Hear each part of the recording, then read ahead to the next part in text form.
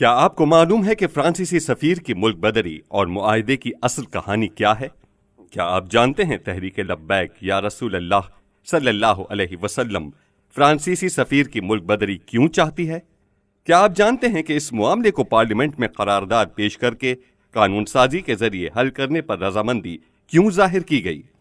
پچھلے سال ربیع الاول شریف کے ابتدائی دنوں میں فرانس میں سرکاری سطح پر محبوب کریم صلی اللہ علیہ وسلم کی شان میں گستاخی کی گئی، نعوذ باللہ من ذالک، جس پر تحریک لبیک کے امیر علامہ خادم حسین رضوی جو اس وقت حیات تھے نے حکومت پاکستان سے مطالبہ کیا کہ اس گستاخی پر اپنے مومنانہ جذبات کے اظہار کے لیے کم از کم ان 3 باتوں پر عمل کیا جائے۔ میں بالکل قریب آ کر تمہیں یہ کہہ رہا ہوں، پھر نہ کہنا بعد میں کہ جی ہمیں آپ نے مہلت نہیں دی، اس کا سفیر نکالو، سفیر کٹو، اپنا سفیر واپس بلاؤ، مصنوعات کا بائیکاٹ کرو۔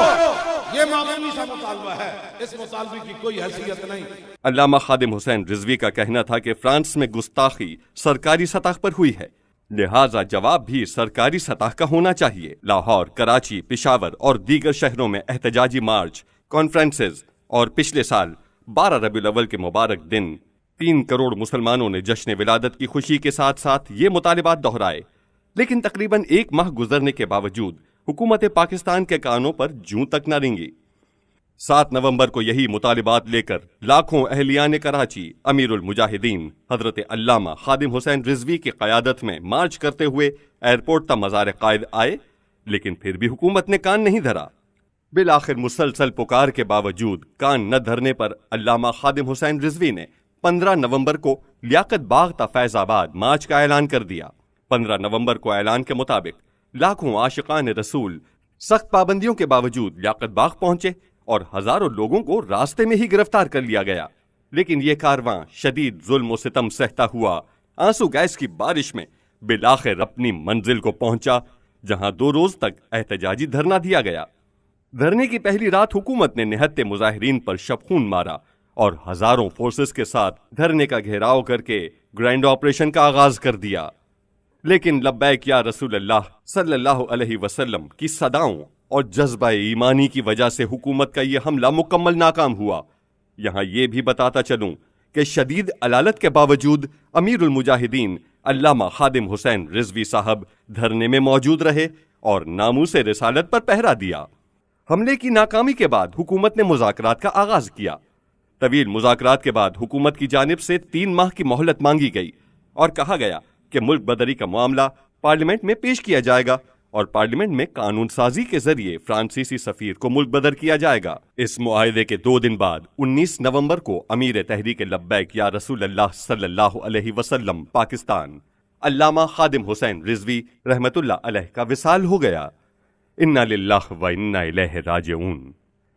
علامہ صاحب کا جنازہ 21 نومبر کو ان کے بیٹے صاحبزادہ سعد حسین رضوی نے آزادی چوک مینار پاکستان پر پڑھایا اور جنازے میں غیر ملکی میڈیا کے مطابق کروڑوں لوگ شریک ہوئے۔ اس موقع پر نائب امیر تحریک لبیک یا رسول اللہ صلی اللہ علیہ وسلم پیر سید ظہیر الحسن شاہ صاحب نے اعلان کیا کہ شورا کے اتفاق سے آئندہ تحریک کے امیر صاحبزادہ سعد حسین رضوی صاحب ہوں گے۔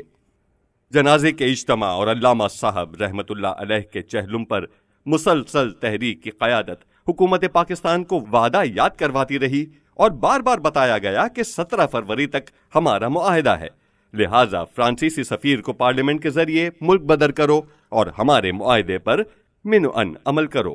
لیکن 3 ماہ تک خواب خرگوش کے مزے لینے والی حکومت نے معاہدے پر عمل درآمد کی مہلت ختم ہونے پر ملکی حالات کا بہانہ بنا کر مزید 3 ماہ کی مہلت مانگی۔ مسلسل مذاکرات کے بعد وزیر اعظم عمران خان کا وعدہ پورا کرنے کی گارنٹی کے بعد تحریک لبیک یا رسول اللہ صلی اللہ علیہ وسلم نے 2 ماہ کی مزید مہلت دے کر معاہدے کی دوبارہ توثیق کر دی۔ معاہدہ ہو گیا کہ جو انہوں نے اپنی ڈیٹ دی تھی یہ فیبروری کی، یہ چلی گئی 20 اپریل کے اوپر، اور 20 اپریل کے بعد معاہدے کے تحت ہم پارلیمنٹ کے اندر یہ جو ان کی ڈیمانڈز ہیں وہ رکھ دیں گے۔ 50 دن مزید گزر گئے مگر کسی طرح کی کوئی پیش رفت نہ ہوئی۔ 10 اپریل کو تحریک لبیک کی مرکزی شورا کا اجلاس ہوا، جس کا اعلامیہ تحریک کے امیر نے پڑھ کر سنایا اور اعلان کیا کہ حکومت اپنا وعدہ پورا کرے اور ان 10 دنوں میں اپنی نیک نیتی ظاہر کرے۔ بصورت دیگر 21 اپریل کی تاریخ لگتے ہی ہماری معاہدے کی مدت ختم ہو جائے گی اور ہمیں احتجاج کی طرف جانا پڑے گا۔ اجلاس کا اعلامیہ آتے ہی اگلے روز حکومت نے علامہ سعد حسین رضوی صاحب کو گرفتار کر لیا اور معاہدہ توڑ دیا۔ صاحبزادہ صاحب کی گرفتاری پر عاشقان رسول کو یہ یقین ہو گیا کہ حکومت تحفظ ناموس رسالت کے لیے کیے گئے وعدے کو پورا نہیں کرنا چاہتی، اسی لیے توڑ دیا گیا۔ لہٰذا ملک کے طول و عرض میں احتجاج شروع ہو گئے۔ احتجاجی مظاہرین کے مطالبات پر کان دھرنے کی بجائے پوری طاقت لگا کر مظاہروں کو کچلنے کی کوشش کی۔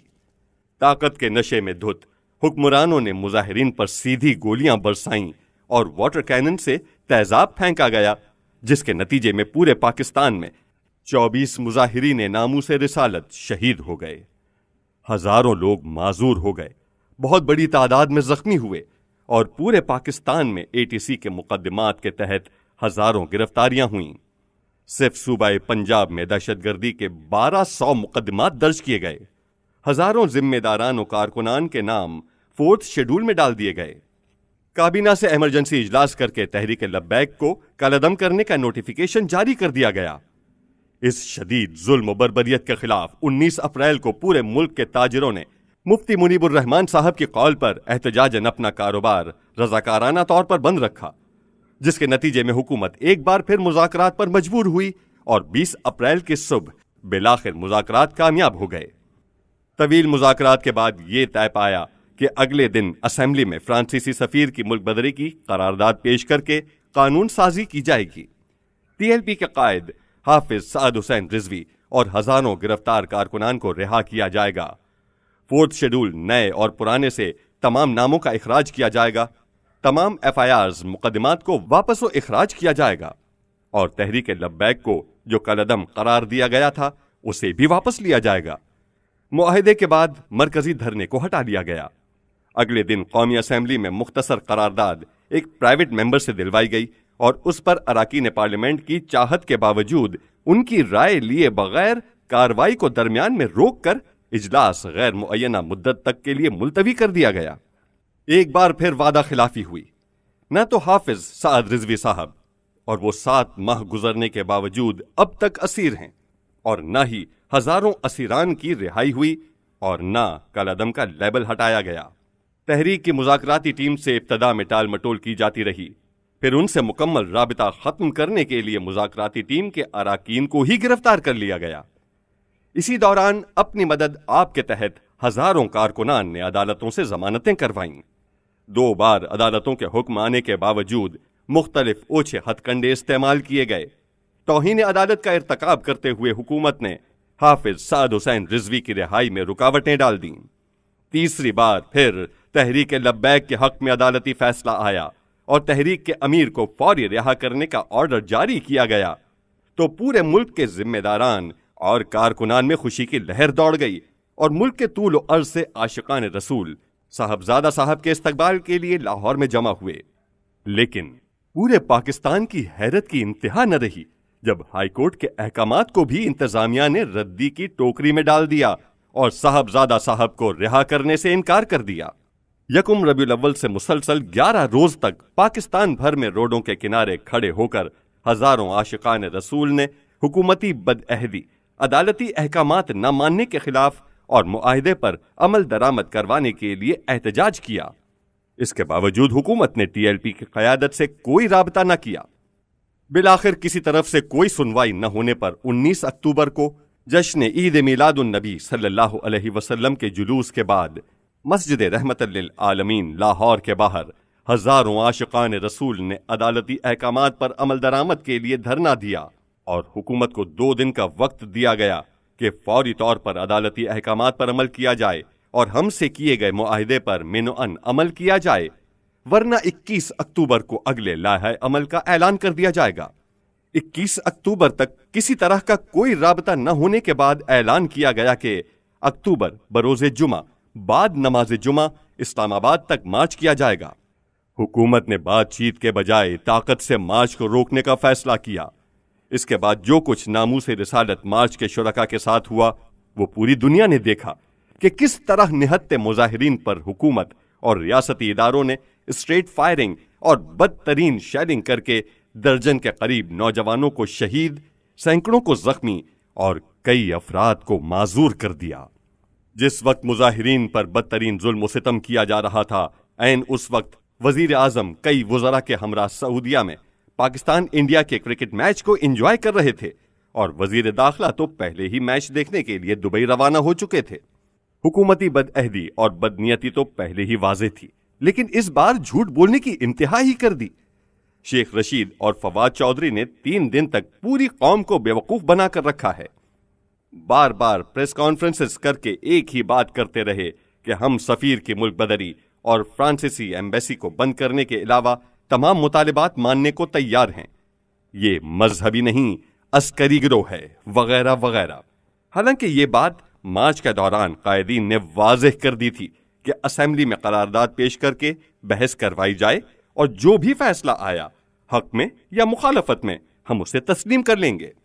ساتھ ہی ساتھ یہ بھی پتہ لگ جائے گا کہ کون سے وزراء صرف نعرے لگاتے ہیں اور کون حقیقتاً تحفظ ناموس رسالت پر پہرا دیتے ہیں۔ ٹی وی پر آ کر مسلسل جھوٹ بولے جا رہے تھے کہ ہمارے ان سے مذاکرات جاری ہیں، لیکن تحریک لبیک کے قائدین بات ماننے کو تیار ہی نہیں۔ حقیقت یہ ہے کہ تحریک لبیک کی مذاکراتی ٹیم کو 3 دن سے اسلام آباد بلوا کر ایک کمرے میں بٹھا دیا ہے، اور کسی نے ان سے مذاکرات نہیں کیے۔